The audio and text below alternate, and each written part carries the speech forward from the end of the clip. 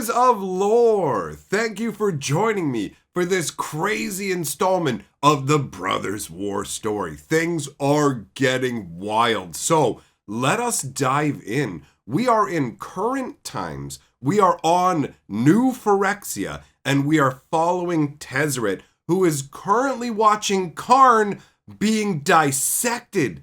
He knew that Karn was still alive. He could feel Karn's planeswalker spark. But Karn was just laying there on this bone-white slab. Now, Tezzeret knew that there were some curious minerals that were laid within the slab that would stop Karn's ability to planeswalk. But why wasn't Karn doing anything else? Why wasn't he resisting at all?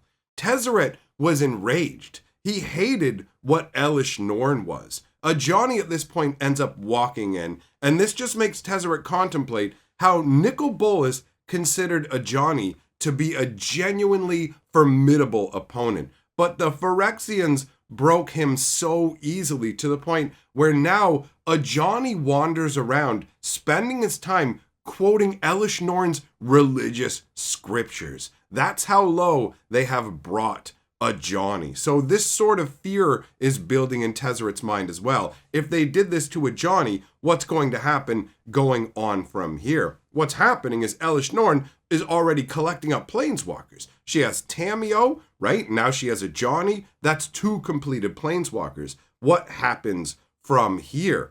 So Ajani walks over above Karn, speaking of rebirth, while a Phyrexian high priest is directing these saws to chop Karn's arms and legs off. And while this is happening, horrifically, Ajani is standing over him with this exultant look on his face of religious ecstasy. Tezzeret was disgusted by the whole thing. So he turns around to leave, but he bumps into Norn's elite angelic guard. They're not actually going to allow him to go. Leaving is forbidden. He is to bear witness to this greatness, and then he will receive his reward. If you've wondered why Tezzeret was working alongside the Phyrexians, it's because they promised him a brand new body. A body made of dark steel. And if you don't know what dark steel is, it's essentially indestructible metal. And he needs a new body because in his current Ethereum body, the planar bridge that has merged with him is eating him alive. Now, there is something in the Kuldotha Forge that allows him to delay this process, but ultimately the bridge will be the end of him, and the only thing that will save him is this new body. So this puts him in a very difficult position where he has to stay in Elesh Norn's good graces, otherwise his life is done for. So at this point, the guard explains that Tezzeret has a bigger part to play in all of this, and he is to bring Karn's parts to Norn at the appointed time.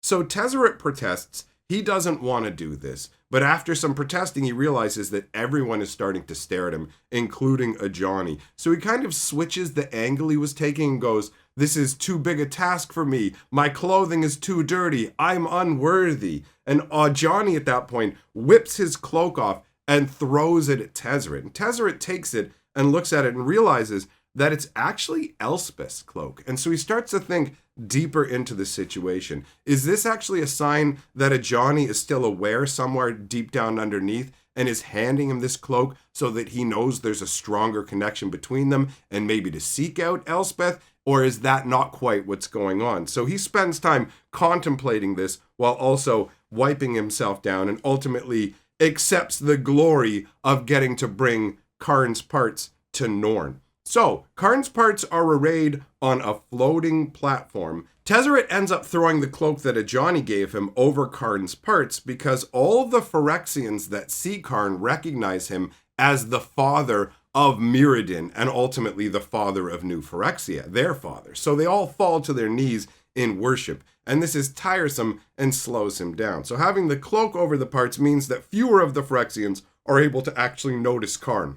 Now, on Tezzeret's way down into the bowels of New Phyrexia, he met a 6-armed priest. This was his guide to the underworld. Tezzeret originally refused taking him with him, but the guide explained these are the mother's orders, so Tezzeret ended up relenting. So they went deeper down into the mycosynth. Now, mycosynth is very interesting. It's in the core of New Phyrexia, and it has properties that will convert metal to flesh and flesh to metal. And because of the mycosynth, it's actually impossible for the Phyrexians on New Phyrexia to become fully Phyrexian. They will always be somewhat flesh because of it. That's part of the reason they seek to go out further into the multiverse. So you have this situation where Tezzeret is moving further down into the mycosynth. He's getting this ominous feeling. It's just him and this guide and no one else the deeper they go. So he stops and he starts to demand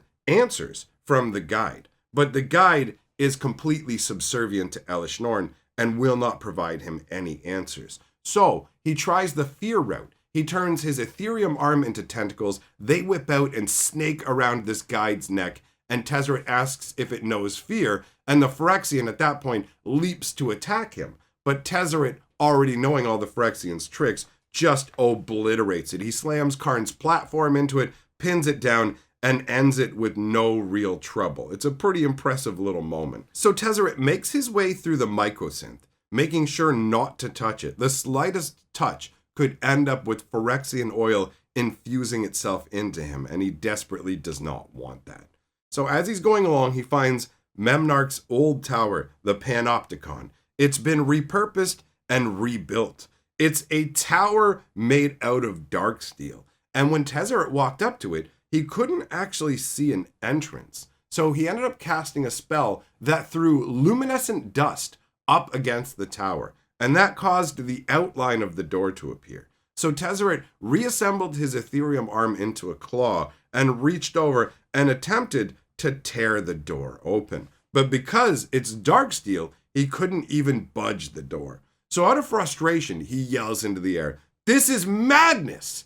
And he hears a voice say back to him, "It is madness." And obviously at that point, Tezzeret spins around because he's supposed to be alone. There's no one around. And when he looks around, indeed, there is nobody there. What's going on? And it takes a moment to register who actually spoke to him. It was Karn. Karn's eyes were open, and he was looking up at Tezzeret. And so Tezzeret asks him, "Why don't you reassemble yourself and planeswalk away?" And Karn explains that he's been bonded with something that stops him from doing both of those. And this is a disheartening realization for Tezzeret, because if she can stop Karn this way, what's to stop her from being able to do the same thing to Tezzeret? And Tezzeret's trying to get himself out from under the Phyrexian's thumbs. Karn tells Tezzeret, "I can get you in the tower," and explains that he just has to touch part of his body to it. So Tezzeret grabs Karn's head and taps it against the door, at which point they're able to gain entry to the tower. Tezzeret tucks Karn's head under his arm and takes the rest of the body with him, heading inside.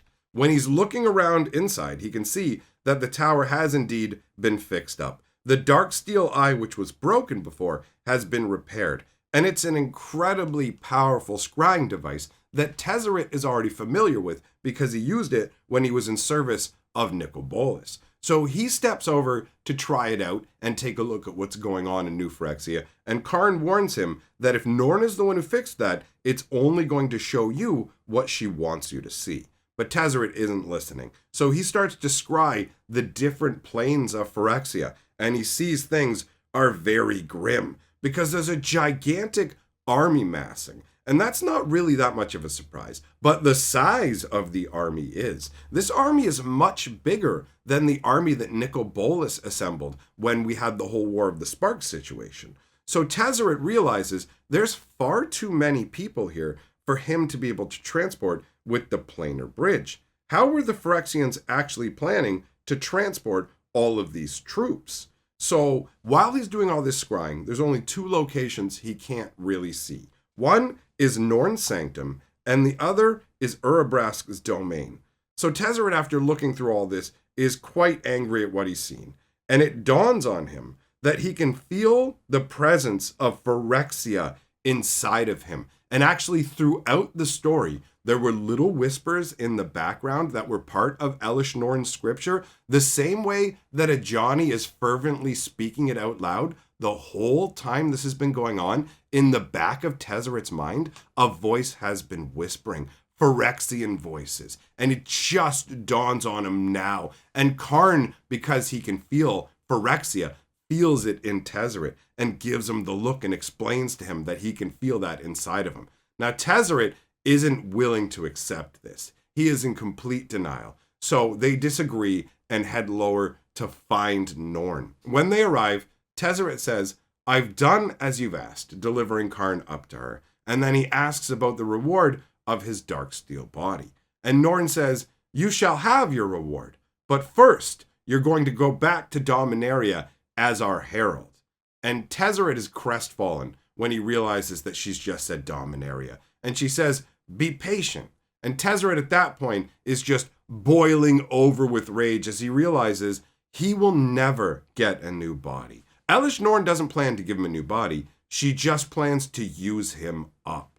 At that point, Elesh Norn turns away, not even paying attention to Tezzeret, and starts trying to get Karn to talk to her, which doesn't really succeed until she reminds him that they're family. And then Karn starts talking about Joyra and how she gave him his name, and he just kept babbling that way until Norn angrily quiets him. And then she turns around and sees that Tezzeret is still standing there and asks, "Why are you still here?" So Tezzeret stalks off angrily, goes back to Dominaria. Deep in Shiv, in a secret facility, he comes across Rona and he demands a status report from her. Now she haughtily says, "I don't answer to you, I answer to Sheoldred." So Tezzeret turns his Ethereum arm into a spear and drives it through her shoulder. At which point she calls for her 2 lieutenants to come and aid her. But she doesn't understand the power structure of her own organization. Tezzeret does, so he's smirking at her because he knows those lieutenants aren't going to come. This organization respects power only. So if you can't do it yourself, they'll leave you to your fate. So she tries again to call her lieutenants, not realizing the predicament that she's in. And Tezzeret just laughs and casts a spell that multiplies the mass of all the metal in her body. So she goes clanking down to the ground and can't get up. And he just stands over and says, "I've heard that flesh dissolves in mere seconds in the blind eternities. That wouldn't be very long, but I imagine it would be incredibly painful. Would you like to find out what that's like?" And Rona spits out a no. So Tezzeret, obviously being triumphant with his bullying, says, "Then status report." And Rona explains to him they have had heavy losses. Reinforcements have been called for, but there are few troops to spare, so it's going to take about a month to regain all of their lost strength. And the spies have tracked the planeswalkers to New Argive. Tezzeret inquires, what of the special troops that Elesh Norn has provided? And Rona explains that they are both ready and waiting for orders. And it finishes off with Tezzeret saying, "Excellent. One big happy family." That ends this installment of the Brothers War story. This one was wild. Karn got his arms chopped up. Crazy. You know what? He could put his arms back on like that old ad. Play safe, kids. I could put my arm back on, but still, absolutely crazy story. So, thanks for coming by, my friends. If you like what we're doing here, join the channel membership or the Patreon and come on back for the next installment. In the meantime, go enjoy some more lore. And remember, my friends, lore is life.